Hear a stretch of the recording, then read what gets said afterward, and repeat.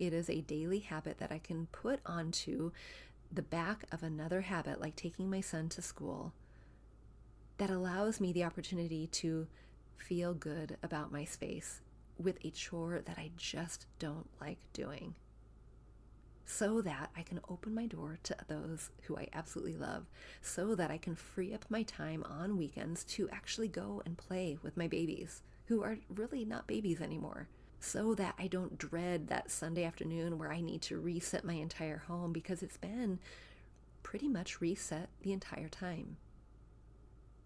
The goal is not perfection. The goal is to create spaces that you delight in, doing the things that sometimes just need to get done, even when you don't want to do them. We grew up with the phrase, home is where the heart is, but our culture has shifted, and now the message is, home should be Pinterest perfect. I'm calling BS on that message. Home, it's not about the stuff, it's about the story. And whether you know it or not, your home is a reflection of you and is already saying something. So what is it that you want it to say? Hey, I'm Danny, a former first grade teacher turned home decorator. Going from a dual income to a single income so I could stay home with my babies meant budget, like ramen eating, Goodwill shopping budget. And I learned a few things along the way, like how to bring big style to your home without breaking the bank. And I'm sharing it all with you. Tips, tricks, decor, and design advice so you can learn to tell your story with your style, where you can start living free from the Pinterest perfect trap and start living a life of intention. Welcome to Fig and Farm at Home, where we design happy living and where it doesn't have to be perfect to be beautiful. We are wrapping up our spring cleaning series. The last 2 weeks we talked about decluttering, and I brought in two guests, Emily McDermott and Tracy Hoth, to talk to you a little bit about their strategies and their approach to decluttering and organizing. And I've invited you to come and join me on a decluttering journey. Some of you have, and you have made some good headway. Some of you inside of the collective were doing it already with me, and we have been making good progress. Little corners of our world have been taking shape. Little areas, big areas, emotionally attached items we have been saying no to. We've been taking the approach of, this might bless someone else. And I've seen progress happen. In my own little corner of the world, I have been working behind the scenes. My goal was to declutter all flat surfaces in my bedroom, my master bedroom. And I have to say, I didn't meet that goal, but I met others, because here's what happened. I worked on my dresser, and it looks gorgeous. I posted a picture inside of the collective. They can see what it looks like. And that has led, as I was rehoming other objects, getting rid of other objects from the top of my dresser, it led to other areas. And it kind of meant a domino effect. So I started working on other areas because I was naturally in them. I'll come back to those other flat surfaces in my master bedroom, but it did lead to one thing after another. It was like a domino. It was kind of fun to watch that domino fall into another area of my home. As I was rehoming something that needed to be in my office, it led to me decluttering that shelf that it belonged on in the office. And as I was taking one little piece from there and rehoming it back into the area it needed to go in my library, I decluttered that shelf. It was kind of a fun little experiment, an unexpected experiment, but as I walk by or open up those cupboards or see that shelf, I'm now seeing a little bit of white space. And that white space feels so good.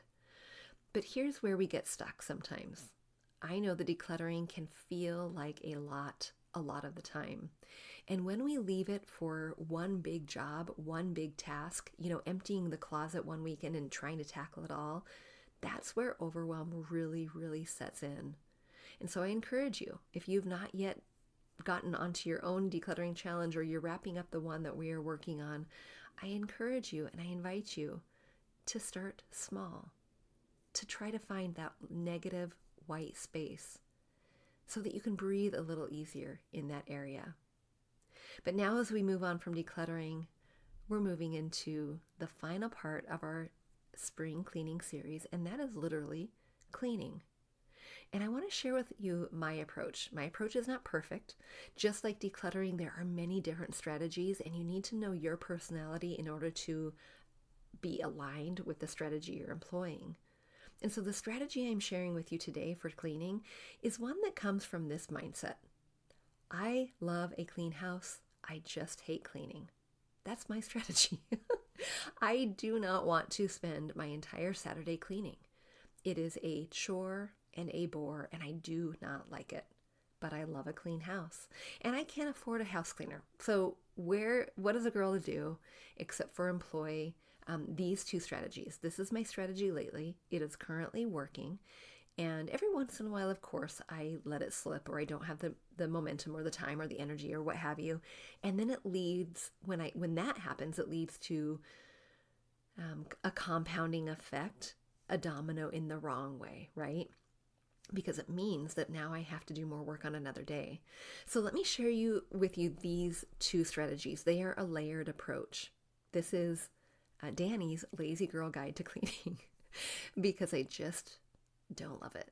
So I'm breaking this down into daily tasks so that I can have a more manageable approach for the weekend. Now, my weekend consists of one day, but let me tell you about the daily tasks first.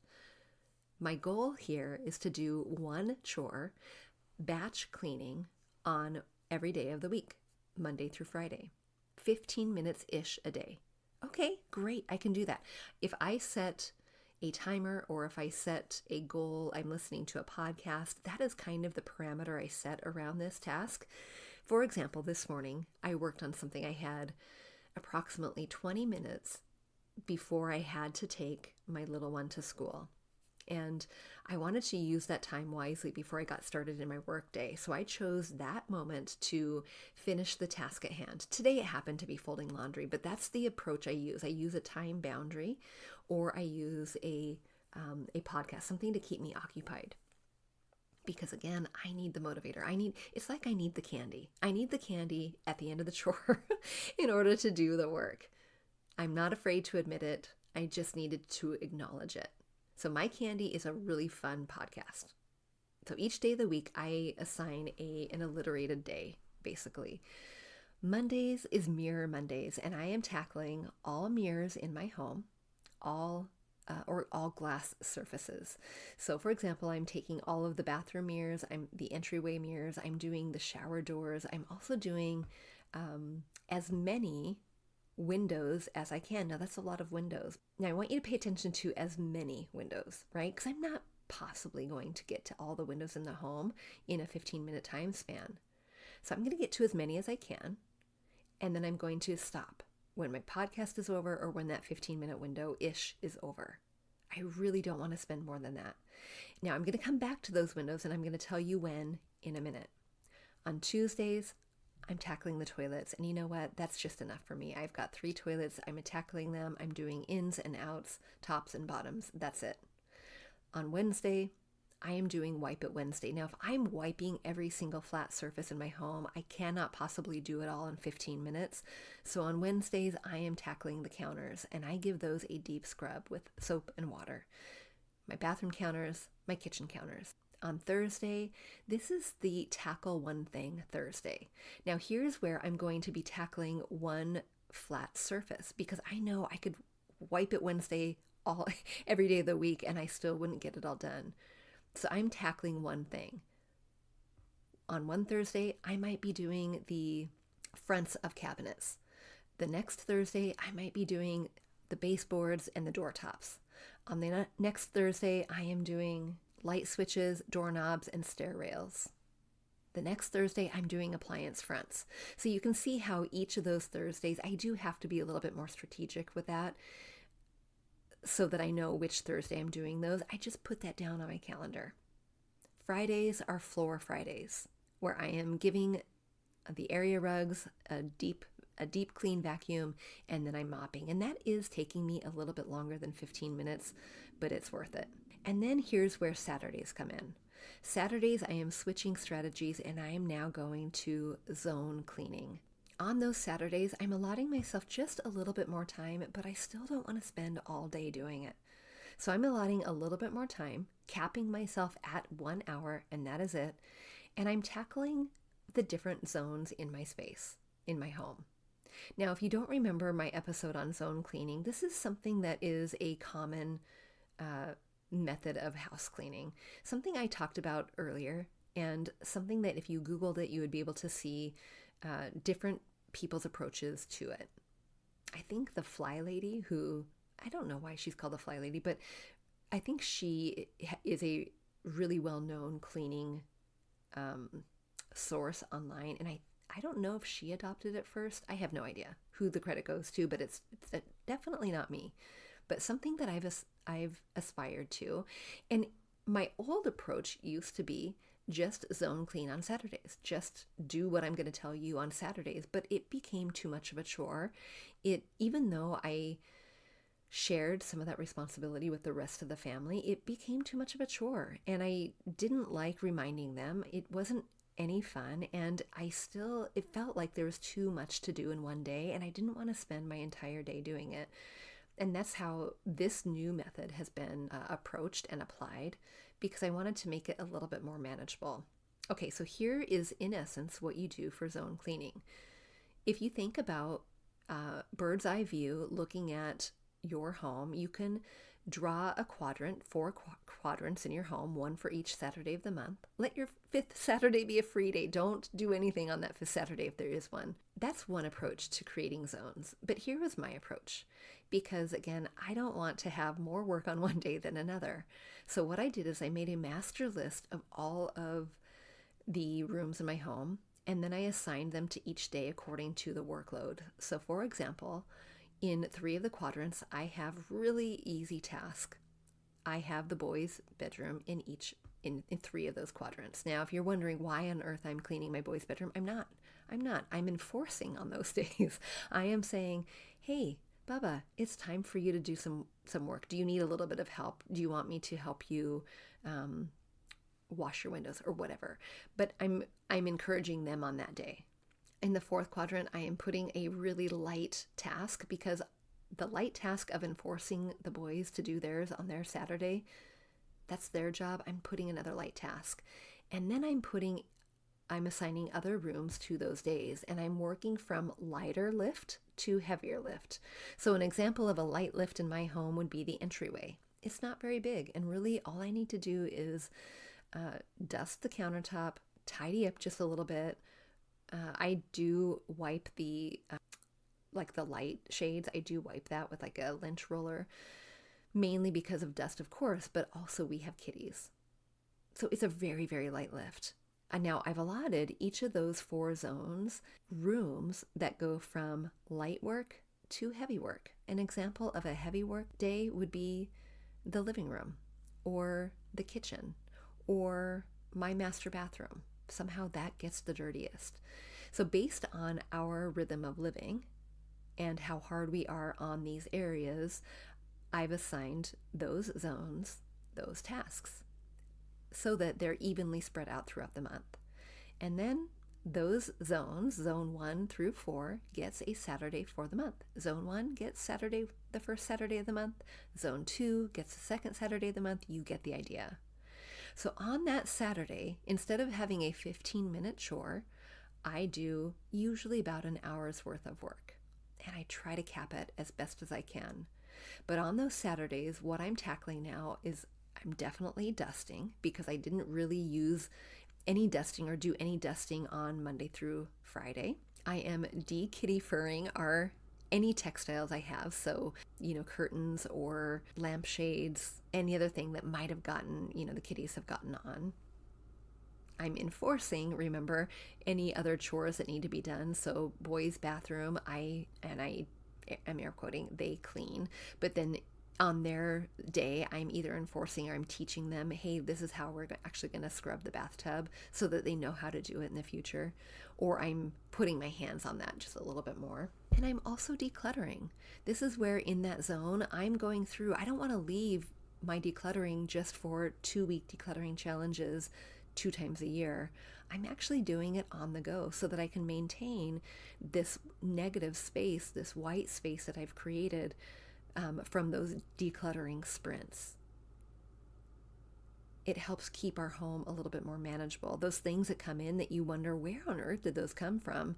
How did they get here? How did I manage to collect whatever it is I've collected?